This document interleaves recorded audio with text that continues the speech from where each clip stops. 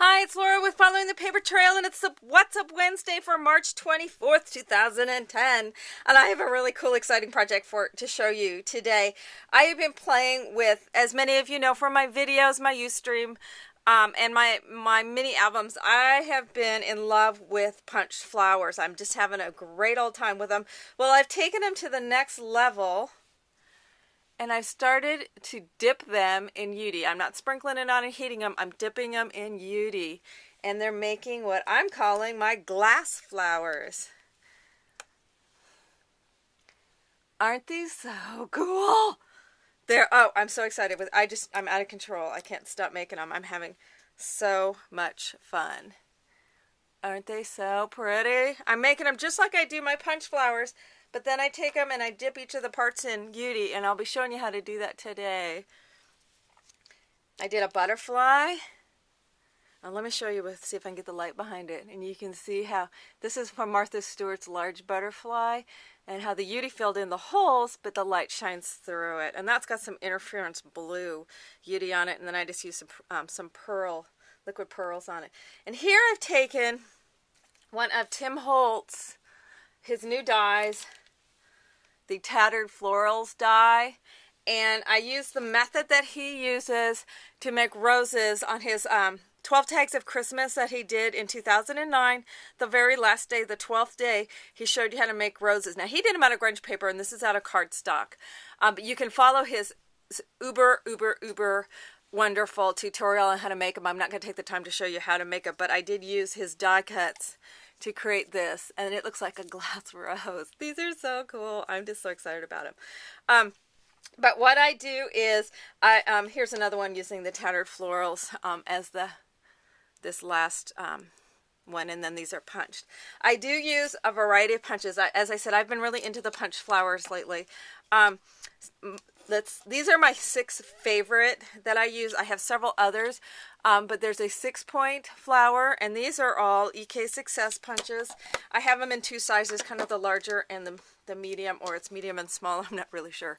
There's a 5-point flower, or 5-petal, and then there's an 8-petal, and these are Marva Yukita, however you pronounce it, there we go, with the 8-point flowers.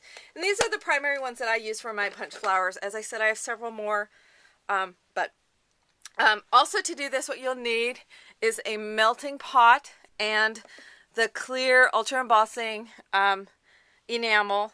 If you've not used this stuff, it is awesome stuff. It also comes in colors and solids, metallics, but you're going to need the clear stuff. I've also used the interference blue, which is what I did on the butterfly, and it's got a little bit milkier, but it's still translucent.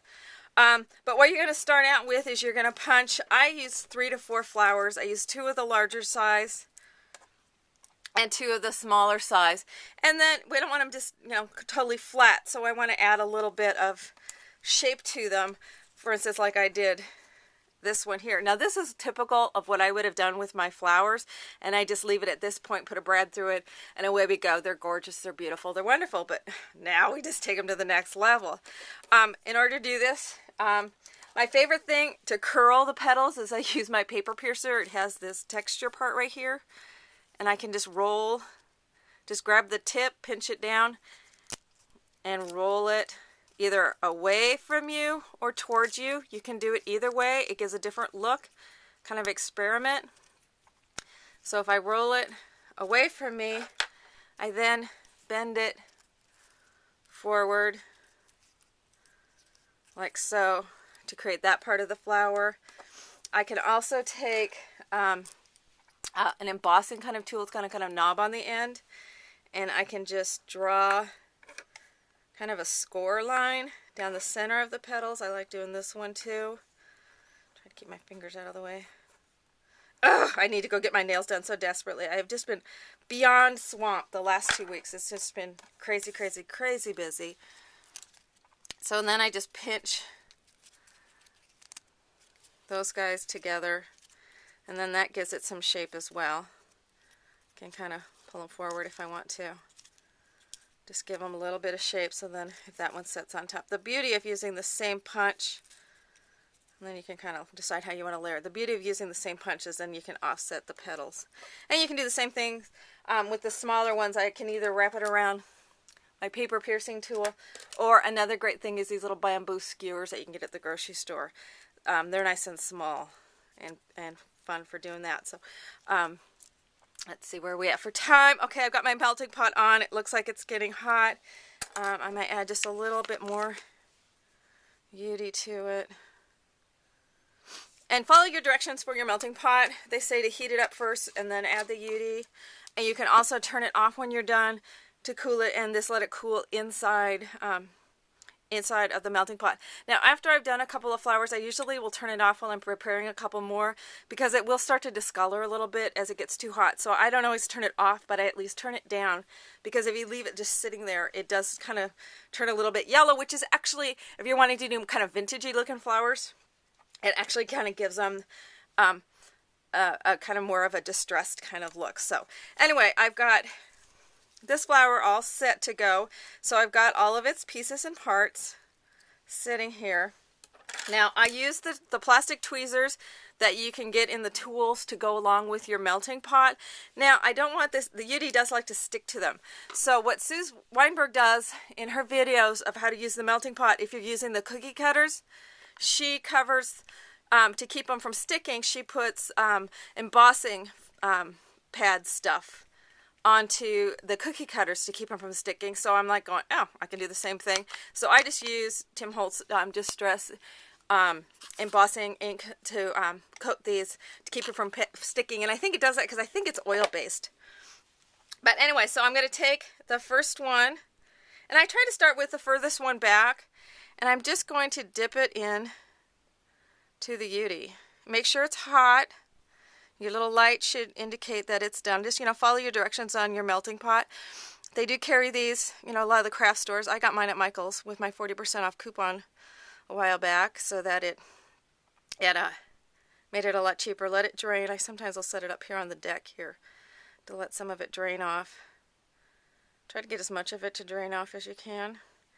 And then I just set it on my nonstick craft sheet. Now these suckers are really hot, so try not to touch it too much, but many times it'll stick. Even with the embossing ink on there, it sticks. So after each time I do rub some embossing ink. I'm thinking of getting another pad that's just going to be dedicated just to this. That one's getting kind of gnarly looking anyway. So okay, so I dump the next one. It bubbles sometimes a little bit, but it doesn't seem to affect them because you pour most of it off.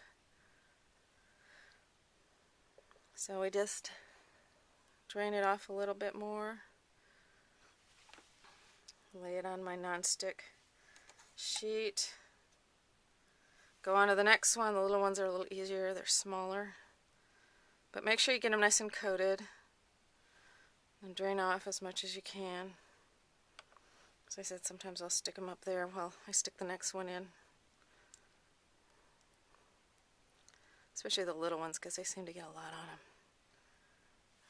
Okay, I forgot to drain this guy off.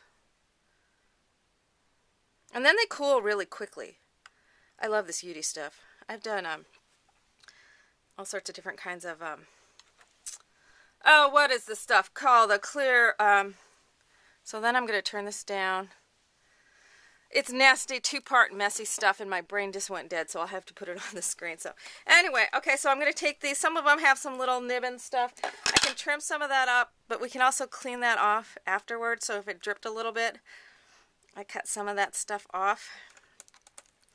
Like this one. It's got a big old booger on there. My kids love it when I say things like that. Anyway, so if you need to trim off a little of the excess, try not to trim the paper underneath. So then, what did I decide? I wanted this one on top.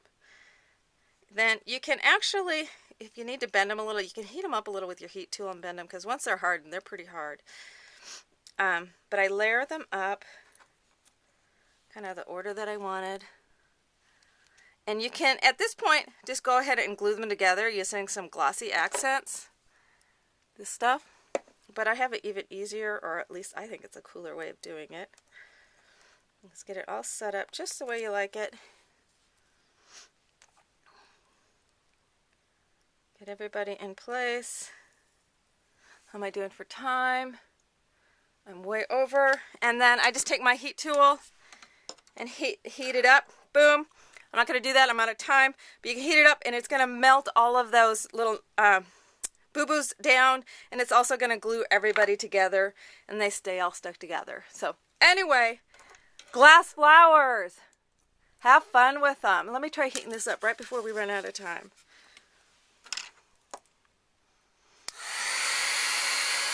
But you can fix the boo-boos. You can glue it all together.